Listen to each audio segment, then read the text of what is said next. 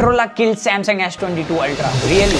So Motorola launched two phones, Moto S30 Fusion and S30 Ultra with eco-friendly box. अब relax guys, यहाँ पर eco-friendly box से मतलब ये नहीं कि चार्जर निकाल दिया, चार्जर मिलता है। यहाँ पर पूरे बॉक्स में कहीं भी प्लास्टिक का यूज नहीं किया गया। फोन की रैपिंग पेपर से की गई है, चार्जर की रैपिंग पेपर से की गई है। और यहाँ पर फ्यूजन के अंदर 68 वोल्ट का चार्जर मिलता है, तो अल्ट्रा के अंदर 125 वोल्ट का चार्जर मिलता है। और गाइस ये कोई नॉर्मल चार्जर नहीं है, ये है gallium nitrate charger. And gallium nitrate charger already OnePlus के साथ हमें मिल चुका है 10T में 160 वोल्ट का, और साथ ही iQOO एंड Vivo 120 वोल्ट का गैलियम नाइट्रेट का ही चार्जर ऑफर करते हैं काफी टाइम से। अब जितने भी 100 वोल्ट के ऊपर के चार्जर हैं सब गैलियम नाइट्रेट के बने हुए हैं। एंड रीजन काफी सिंपल है, सिलिकॉन चार्जर के साइज के कंपैरिजन में गैलियम नाइट्रेट का जो चार्जर है उसका 40% साइज कम होता है। और यहाँ पर जो एनर्जी लॉस है गैलियम नाइट्रेट के चार्जर में ये भी काफी कम होता है। और ऊपर से जब चार्जर के अंदर इतनी सारी इलेक्ट्रिसिटी सप्लाई होती है तो हीटिंग बढ़ जाती है। तो सिलिकॉन जहाँ पर 150 सेल्सियस तक ही हैंडल कर पाता है, गैलियम नाइट्रेट 600 डिग्री सेल्सियस तक हैंडल कर पाता है। और यहाँ पर मैंने एक बात और नोट करी थी जब हम टेस्ट कर रहे थे चार्जिंग का, कि चार्जर और फोन दोनों ही काफी कम हीट होते हैं गैलियम नाइट्रेट चार्जर के साथ। तो ये मेरे को मस्त लगा और काफी सारी एडवांटेज भी लगी हैं इसके साथ। इसके अलावा मैं काफी ज्यादा इंप्रेस हुआ हूं मोटोरोला के डिजाइन और इन हैंड फील में। यहाँ पर फोन काफी ज्यादा प्रीमियम फील होते हैं, लुक यहाँ पर बहुत ही कमाल का है। एंड ऐसा भी नहीं है कॉस्ट कटिंग की गई है, दोनों ही फोन में कॉर्निंग गोरिल्ला ग्लास 5 फ्रंट और बैक में मिलता है, और साइड का फ्रेम एल्यूमिनियम भी है जिसकी वजह से बहुत ही ज्यादा प्रीमियम फील होते हैं दोनों ही फोन। बाकी यहाँ पर जो फ्यूजन है वो थोड़ा ज्यादा ही लाइट वेट है और थोड़ा ज्यादा स्लिम है अल्ट्रा के कंपैरिजन। बट यहाँ पर मेरी एक शिकायत है, दोनों का डिजाइन ऑलमोस्ट सेम ही लगता है। और यहाँ पर जो मेरे पास कलर है उसमें तो स्पेशली कुछ ज्यादा ही सेम ही लगते हैं दोनों फोन। फ्यूजन के यहाँ पर ब्लू कलर है, अल्ट्रा का ब्लैक कलर है। फिर भी भाई अगर आपको दिखाऊं ना, दोनों सेम ही लगते हैं फोन। बहुत ज्यादा गौर से देखने के बाद हल्का सा कैमरा मॉड्यूल में आपको डिफरेंस नोट होगा कि फ्यूजन में आपको नीचे की तरफ फ्लैश मिलती है तो अल्ट्रा में साइड में फ्लैश दी गई है। बस इसके अलावा कोई भी डिफरेंस नहीं है। तो मेरा मानना है यहाँ पर अल्ट्रा का डिजाइन थोड़ा और अलग होना चाहिए था, क्योंकि भाई यहाँ पर हम ज्यादा पे कर रहे हैं। बाकी मैं तो अभी तक कंफ्यूज हूँ अल्ट्रा कौन है फ्यूजन कौन है। बट हाँ, मोटोरोला ने डिजाइन अच्छा दिया इस बार, नो डाउट। और एक बात बताना तो भूल ही गया, पहले जो मोटोरोला सिक्योरिटी देता था थिंक शील्ड की, वो क्लाउड बेस्ड थी। बट इस बार भाई एज सीरीज के अंदर इन्होंने प्रॉपर हार्डवेयर यूज करा है,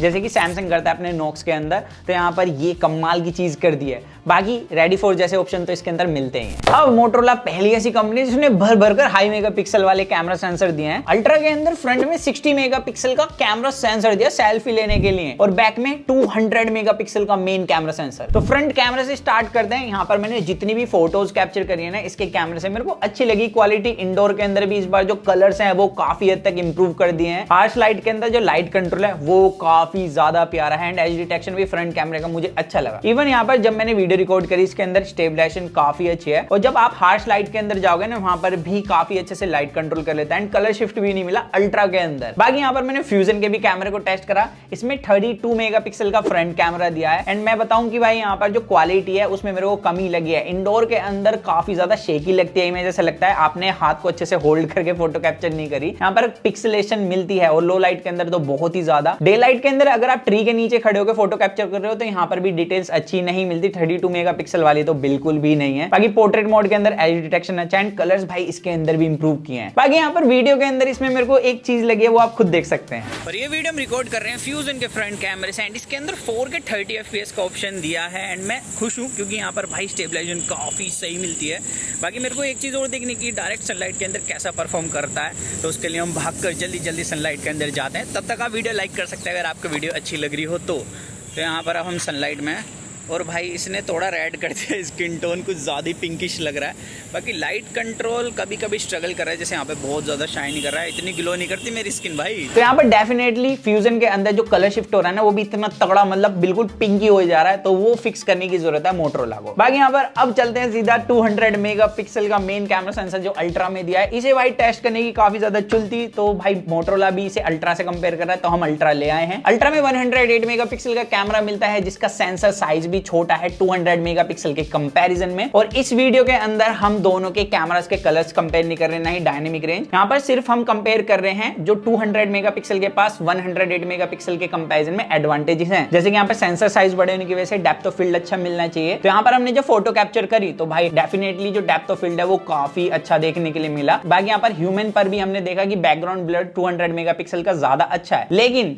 बड़े कैमरा सेंसर साइज की जो प्रॉब्लम है वो बता देते हैं। जब आप किसी छोटे ऑब्जेक्ट की पास से जाकर फोटो कैप्चर करोगे तो यहाँ पर स्ट्रगल करता है, आपको दूर से फोटो कैप्चर करनी पड़ेगी, जिसकी वजह से जो मेन सब्जेक्ट है वही फोकस में नहीं लेता। तो 200 मेगापिक्सल के साथ ये वाला इशू है, वहीं पर 108 मेगापिक्सल इसे काफी अच्छे से हैंडल कर लेता है। बाकी यहाँ पर हमें डिटेल्स देखनी थी क्योंकि वो एक सबसे बड़ी चीज है। तो हमने जब हाई रेज में फोटो कैप्चर करी तो सबसे पहले बता दूं, अगर आप नॉर्मल मोड पे फोटो कैप्चर करोगे तो 6 से 7 MB की फोटो आती है, लेकिन हाई रेज में फोटो कैप्चर करोगे तो 108 मेगापिक्सल का, जहां पर सिर्फ 19-20 MB की फोटो कैप्चर करता है। तो 200 मेगापिक्सल का कैमरा सेंसर 47 to 50 MB की फोटो कैप्चर करता है। तो आपका फोन जल्दी बढ़ जाएगा अगर आप हाई रेज में फोटो कैप्चर करोगे। बाकी क्या इस लेवल की आपको डिटेल्स मिलती हैं इसके साथ। तो हमने जब जूम करा दोनों इमेजेस को, यहाँ पर जो मोटरोला है वो पीछे हो गया, तो भाई साहब यहाँ पर 108 मेगापिक्सल में स्टिल डिटेल ज्यादा अच्छी मिली। बट फिर भी देखो 60,000 का फोन 1 लाख के फोन को टक्कर दे रहा है, और मैंने काफी सिचुएशन में और भी फोटो कैप्चर करे एंड भाई एज टू एज कंपटीशन तो दे देता है। कलर्स में फर्क है जो कि प्राइस के हिसाब से होने ही वाला है, बट भाई मोटरोला ने इस बार काफी अच्छा काम किया है। बाकी नेक्स्ट जनरेशन में या मे बी अपडेट से डिटेल्स को और भी ज्यादा इंप्रूव कर दे। इसी के साथ ज्यादा मेगापिक्सल की जो एडवांटेज होती है वो लो लाइट के अंदर होती है, तो यहाँ पर हमने वो भी फोटो कैप्चर करी। एंड अगेन ये S22 अल्ट्रा को टक्कर तो देता है, अगर हल्की सी लाइट आ जाए तो S22 अल्ट्रा से ज्यादा अच्छी फोटो भी कैप्चर कर लेता है, लेकिन स्टिल यहाँ पर अभी भी थोड़ी सी ग्रेनी इमेजेस मिलती हैं। बट प्राइस के हिसाब से भाई मोटरोला इस बार किल कर गया एक्चुअली में। एंड इसका पोर्ट्रेट मोड के अंदर एज डिटेक्शन भी काफी अच्छा है। बाकी 200 मेगापिक्सल की जैसे मैंने बताया 50-50 MB तक फोटो कैप्चर करता है, तो भाई फोन में जब आप इसको जूम करोगे तो थोड़ा सा फोन भी प्रोसेसिंग में टाइम ले लेता है। इवन मैंने मैकबुक के अंदर 108 मेगापिक्सल एंड 200 मेगापिक्सल की फोटो को जब लेयर्स में डाला तो मेरा मैकबुक ही हैंग हो गया, मैंने साइड रख दिया क्योंकि खून की उल्टी कर दे। एंड साथ ही मोटरोला ने 200 मेगापिक्सल के साथ OIS भी दिया है। यहाँ पर वीडियो काफी स्टेबल है, बट यहाँ पर वीडियो क्वालिटी और इंप्रूव हो सकती थी। और इसी के साथ इसमें 50 मेगापिक्सल का ultra wide angle camera sensor भी दिया है। डिटेल तो उस लेवल की नहीं है, बट यहाँ पर dynamic range and all over जो फोटो क्वालिटी है वो काफी सही देखने के लिए मिली है। साथ ही इसके अंदर 12 मेगापिक्सल का टेलीफोटो कैमरा सेंसर भी दिया है, जिससे आप 2x जूम करके फोटो कैप्चर कर सकते हो। हालांकि इस फोन के अंदर 3 मोड दिए हैं पोर्ट्रेट मोड में फोटो कैप्चर करने के, एक 35mm, 50mm एंड 85mm, जिससे आप अलग अलग प्रकार की फोटो कैप्चर कर सकते हो जूम कर करके। बाकी यहाँ पर मैंने एक चीज नोटिस करी है, मैंने देखा है जनरली दूसरे फोनों में जब टेलीफोटो में जब हम फोटो कैप्चर करते हैं तो पोर्ट्रेट मोड के अंदर एज डिटेक्शन इंप्रूव हो जाता है, लेकिन यहाँ पर ऐसा कुछ देखने के लिए नहीं मिला। यहाँ पर एज डिटेक्शन में थोड़ी सी इंप्रूवमेंट की जरूरत है। एंड ऑल ओवर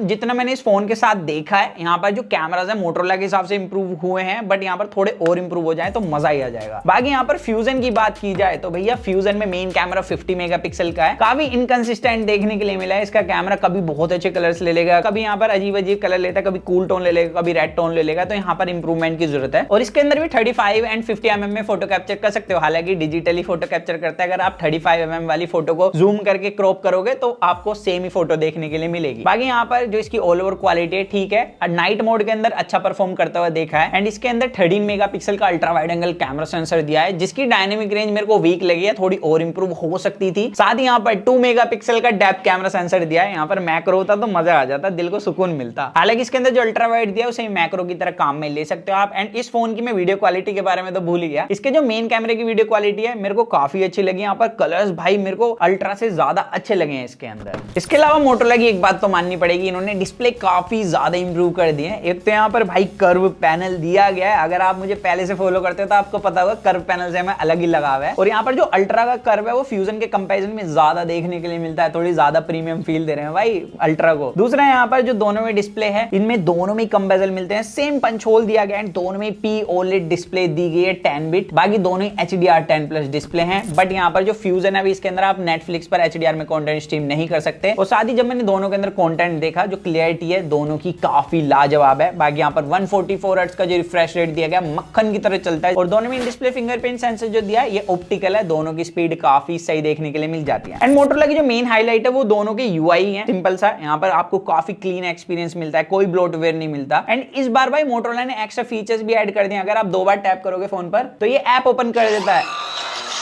ये तो कुछ ज्यादा ही बह गया इमोशंस में। और आप इसको कस्टमाइज भी कर सकते हो। एप्पल से थोड़ा ज्यादा इंस्पायर हो गया मोटरोला, बट इंस्पिरेशन बुरी चीज नहीं है। उसी के साथ दूसरी चीज जो सैमसंग से इंस्पायर है मुझे लगता है वो है एज लाइटनिंग। सैमसंग पहले अपने कर्व फोन के अंदर ये देता था, अगर आपने फोन उल्टा रखा हुआ है और कॉल या नोटिफिकेशन आ जाती है तो ये काफी मस्त लगती है ग्लो करती हुई। एंड फ्यूजन के अंदर मैंने चार्जिंग के टाइम पर भी इसे देखा है ग्लो करते हुए, नीचे की साइड से ग्लो करती है और बैटरी परसेंटेज इंडिकेट करती है। बट ये मैंने सिर्फ फ्यूजन के अंदर ही देखा है और ये कलर भी चेंज करती है। अल्ट्रा के अंदर मैंने नहीं देखा और मेरे को कहीं मिला भी नहीं। अगर आप जानते हो इसे कैसे इनेबल किया जाए अल्ट्रा के अंदर, तो आप कमेंट्स में बता सकते हैं। और वीडियो अच्छी लग रही हो तो लाइक जरूर कर देना, सपोर्ट मिलता है हम लोगों को। इसी के साथ दोनों ही फोन एंड्रॉइड 12 के साथ आते हैं। फ्यूजन में जहां पर आपको 2 साल की मेजर अपडेट एंड 3 साल के सिक्योरिटी पैच मिलेगा, अल्ट्रा के अंदर 3 साल मेजर अपडेट एंड 4 साल का सिक्योरिटी पैच मिलेगा। और यहाँ पर दोनों ही फोनों के अंदर स्टीरियो स्पीकर्स दिए with Dolby Atmos and Bajirao की तलवार और मोटरोला के स्पीकर पर संदेह नहीं करना चाहिए, दोनों ही काफी ज्यादा लाउड है एंड प्राइस सेगमेंट में मैं बेस्ट बोल सकता हूं भाई दोनों के स्पीकर्स को। इसके अलावा फोनों में एक चीज और होती है, वो है प्रोसेसर एंड पावर। भाई फ्यूजन के अंदर 888+ प्रोसेसर दिया है, तो अल्ट्रा के अंदर दिया गया है 8+ Gen 1 प्रोसेसर एंड 8+ Gen 1 को मैंने काफी फोनों के अंदर यूज कर लिया रिसेंटली, तो मैंने इसके अंदर भी भाई टेस्टिंग चालू कर दी। तो यहाँ पर नॉर्मली तो भाई दोनों ही फोन हीट नहीं होते, दोनों ही काफी अच्छे से हीट कंट्रोल कर लेते हैं। एंड यहाँ पर जब हमने Antutu रन कराया दोनों के अंदर फुल ब्राइटनेस करके एंड बैकग्राउंड ऐप रिमूव करके, तो भाई यहाँ पर कोई भी हीट नहीं हुआ।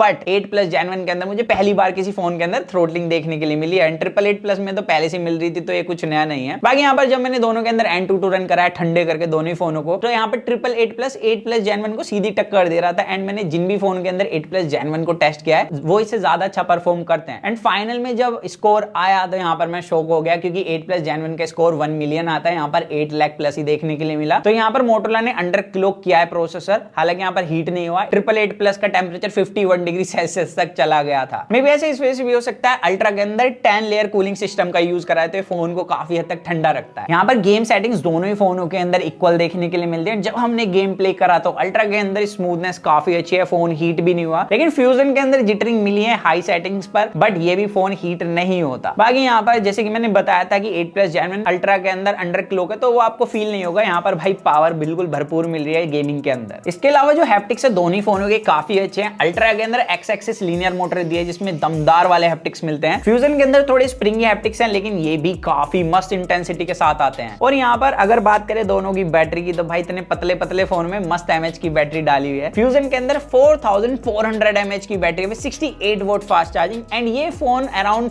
1 आवर में चार्ज हो गया था। मैंने इसे चार्जिंग पर लगाया था 2% से, एंड अंडर 50 मिनट ये कंप्लीट चार्ज हो गया था 100% तक। बट वहीं पर अल्ट्रा की बात करें तो ये 125 वोट की फास्ट चार्जिंग के साथ आता है विद गैलियम नाइट्रेट चार्जर, और इसके अंदर मिलती है 4610 mAh की बैटरी। तो हमने इसे 14% बैटरी से चार्जिंग पर लगाया था, एंड ये अंडर 30 मिनट ही 100% चार्ज हो गया था। तो इससे हम अंदाजा लगा सकते हैं ये कंप्लीट चार्ज हो जाएगा अराउंड 40 मिनट में। तो यहाँ पर चार्जिंग स्पीड ठीक देखने के लिए मिली, एंड किसी भी तरीके का हीटिंग इशू नहीं था फोन के अंदर। तो भाई साहब यहाँ पर मोटोरोला ने एज सीरीज के साथ काफी अच्छा काम किया है। भाई कर्व डिस्प्ले मिल गई है, तगड़े तगड़े प्रोसेसर मिल गए हैं, और हाई मेगापिक्सल के कैमरा सेंसर भी दिए गए हैं। बट यहाँ पर मेरे को फिर भी लगता है अभी भी यहाँ पर कैमरा की क्वालिटी को इंप्रूव करना बाकी है। मतलब मोटोरोला के अगर इतिहास को देखूं तो उसके कंपैरिजन में कैमरास इंप्रूव हुए हैं, लेकिन कंपटीशन से अगर मैं टक्कर ले लूं तो यहाँ पर अभी भी मेरे को फ्यूजन का तो बहुत ही कमजोर लग रहा है कैमरा। वहीं पर अल्ट्रा का काफी हद तक टक्कर दे देता है, हालांकि इसको वीडियो में इंप्रूवमेंट की काफी जरूरत है। बाकी आप बताना आपको कैसे लगे ये फोन। तो यही था आपके भाई का एक छोटा सा रिव्यू इन दोनों ही फोनों का। और अगर आपको वीडियो अच्छी लगे तो चैनल सब्सक्राइब कर देना, आपका भाई ऐसी वीडियो लाता रहता है। सो दैट्स इट गाइस, मिलते जल्द एक कूल और एक्साइटिंग वीडियो में। जब तक के लिए जो मन में आएगा इसको करें, to watch your heart will stay in with that we unbox guys. Bye.